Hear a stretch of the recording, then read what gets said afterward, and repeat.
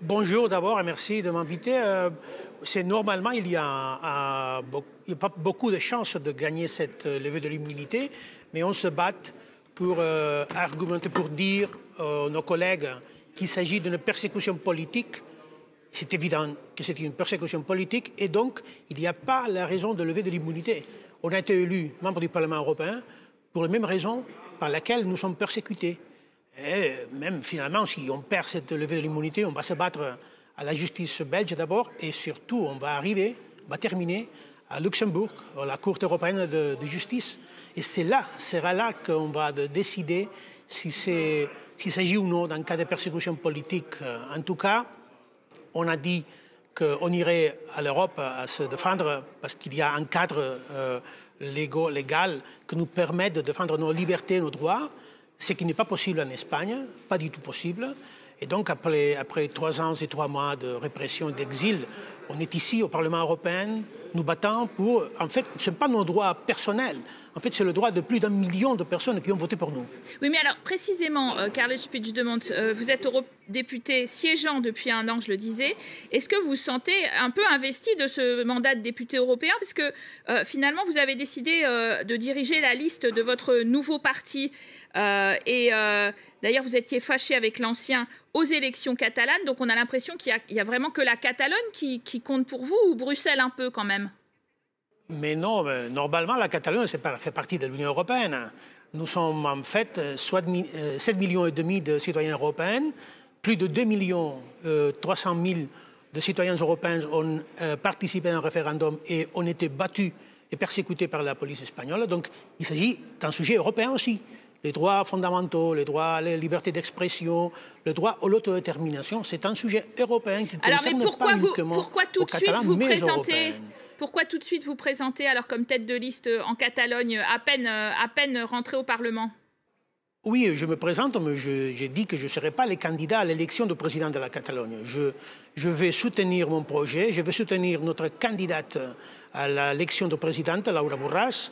Je vais montrer que nos combats sont les mêmes, malgré qu'on doit faire la politique à l'Europe, parce qu'en fait, c'est le seul endroit où je peux faire de la politique, c'est au Parlement européen, parce que c'est pas possible, c'est absolument impossible de faire rien dans l'Espagne, même si on gagne des élections. Mais je vais montrer ce soutien parce qu'on a commencé le processus d'indépendance. C'est un processus long et bien sûr, il y a plein d'incertitudes. Mais c'est un procès qui a démarré déjà et qui doit finir de façon démocratique. Et on doit se battre pour ça. Ce n'est pas facile, mais on doit profiter de toutes les opportunités pour faire de la politique. En même temps, des élections organisées en pleine pandémie de coronavirus avec des assesseurs qui vont manquer dans les bureaux de vote pour contrôler un risque de faible participation. Est-ce que ça sert à quelque chose? Vous avez raison. Ce n'est pas peut-être le plus sage de faire des élections au milieu de cette pandémie, et surtout en Catalogne, et surtout en Espagne, qui est frappée, peut-être il y a la pire situation. Mais c'était la décision de la justice espagnole à nouveau. Je veux rappeler que les dernières élections, il y a 3 ans, ont été convoquées de façon illégale par le gouvernement espagnol, qui n'avait pas le pouvoir de le faire. Et maintenant, malgré que le gouvernement catalan avait décidé de convoquer les élections après cette campagne de vaccination, à la fin du mois de mai, la justice espagnole a dit non, il faut le faire maintenant. Et donc, vous avez raison, mais on ne peut pas faire rien contre ça. Cela dit, pour ces élections, le Parti socialiste, avec à sa tête l'ancien ministre de la Justice, de la Santé, bien sûr, Salvador Illa, qui est catalan et qui est catalan anti-indépendantiste, pardon, il a le vent en poupe. Comment vous expliquez qu'il a le vent en poupe, ce monsieur Illa? Est-ce qu'il y a une baisse d'intérêt pour l'indépendantisme?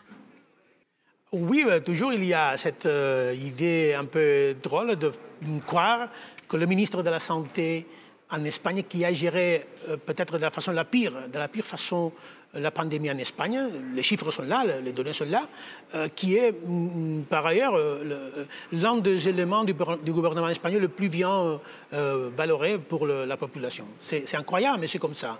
Mais je dois avertir que tous les sondages se sont trompés il y a 3 ans. Tous les sondages se trompent maintenant. C'est normal que, normalement, le Parti socialiste, c'est pas hors sens que puisse être à la tête des sondages, mais la réalité toujours est plus importante et va montrer cette réalité qu'on montre chaque élection, la majorité du Parlement catalan pour l'indépendance de la Catalogne. Ça, c'est incontestable. Alors justement, vous êtes tête de liste de Junts per Catalunya, classé centre droit indépendantiste. Mais vous avez prévu, vous l'avez dit, de vous effacer derrière Laura Borràs pour la présidence de la Généralité. Et d'après la rumeur, vous auriez un plan commun. Le jour même de la constitution du Parlement, les députés indépendantistes voteraient une résolution parlementaire revendiquant la souveraineté du peuple catalan. Encore une démarche unilatérale. Et vos alliés traditionnels, la gauche indépendantiste modérée, ERC, et les radicaux séparatistes, ne sont pas du tout emballés. Vous êtes toujours très divisés. Il y a des divisions, c'est vrai, mais pas sur le sujet le plus important, c'est-à-dire le sujet d'une Catalogne indépendante, une république indépendante. Et bien évidemment, ça dépendra de la volonté des citoyens. S'il y a un message aux urnes qui dit clairement qu'on va au-delà de 50% de voix pour l'indépendance de la Catalogne, écoutez-moi, le Parlement, ce sont les représentants de la volonté du peuple. On ne peut pas faire ailleurs. Autrement, on doit écouter et dire il y a une majorité de Catalans qui veulent le poursuivre. Et donc, on doit poser ce sujet là où il doit être posé, c'est-à-dire aux institutions, pas à la Cour de justice, au débat parlementaire, et en parler, faisant un échange de points de vue entre qui sont pour l'indépendance et ceux qui sont contre l'indépendance. Tous nous sommes catalans. Oui, mais ceux qui sont pour l'indépendance, M. Puigdemont, et ceux depuis le début ne sont pas d'accord sur la méthode. Vous n'êtes jamais d'accord sur la méthode pour l'obtenir. Est-ce que cette fois-ci, ça sera encore le cas ?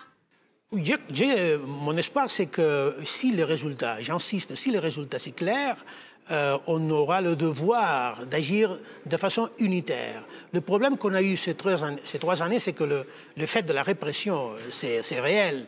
Il y a eu des effets sur la répression qui ont divisé un peu la stratégie indépendantiste. Mais lorsqu'on a été ensemble, on a pu gagner tous les combats. Et s'il y a la volonté claire de la majorité des Catalans pour poursuivre ce chemin, notre devoir, comme représentant de ces populations, c'est d'agir en conséquence.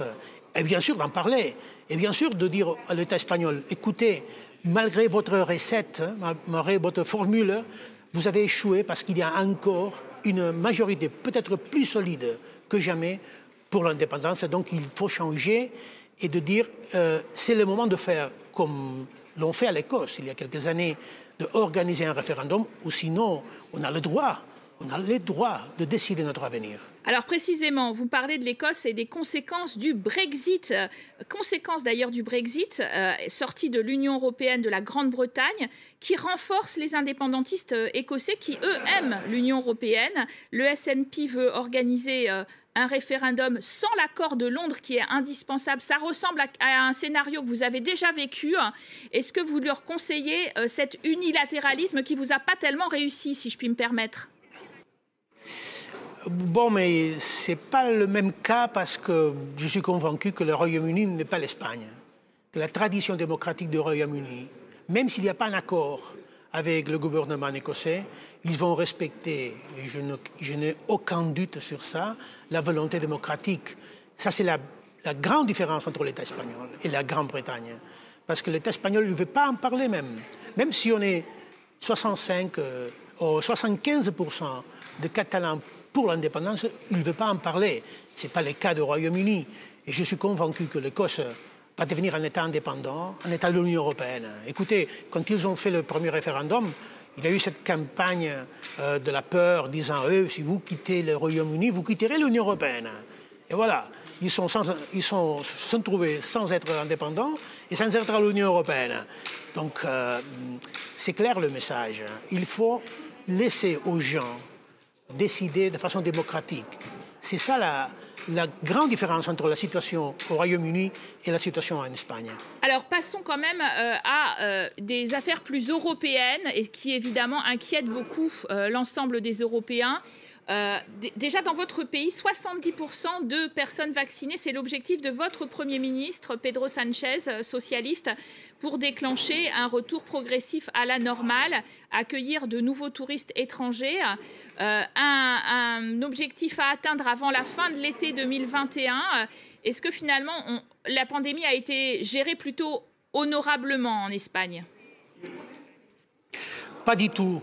Vraiment, la gestion de la pandémie, du point de vue sanitaire, a été une catastrophe. Mais surtout, du point de vue économique, c'est encore pire. Il y a quelques jours, je crois une semaine, que le Banque centrale européenne a diffusé les données officielles de l'impact sur le PIB les efforts financiers, économiques menés par les États pour aider à combattre les effets de la crise économique. Et l'Espagne était le pire, c'est le pire des États européens. Mais l'impact sanitaire est énorme chez nous. Et surtout, c'est un secteur qui représente pas mal de notre PIB, que c'est le secteur du service et concrètement du tourisme. Ça, c'est incroyable qu'il n'y a pas de ressources économiques pour les restos, pour les hôtels, pour les activités liées au tourisme, qui n'ont pas suffisamment d'argent pour continuer leur activité quand la pandémie, quand la restriction sera levée. Et on doit être très exigeant parce qu'il y a eu pas mal d'argent européen qui est dédié à l'Espagne. Et donc on n'est pas du tout content. On est vraiment très critique avec la gestion du Premier ministre espagnol face aux conséquences de la crise. En même temps, tout le monde est un peu critique avec la gestion de ces autorités parce que c'est compliqué cette campagne de vaccination. 500 000 morts du coronavirus en Europe. La présidente de la Commission était devant votre Parlement européen le 10 février pour reconnaître les défaillances de la vaccination.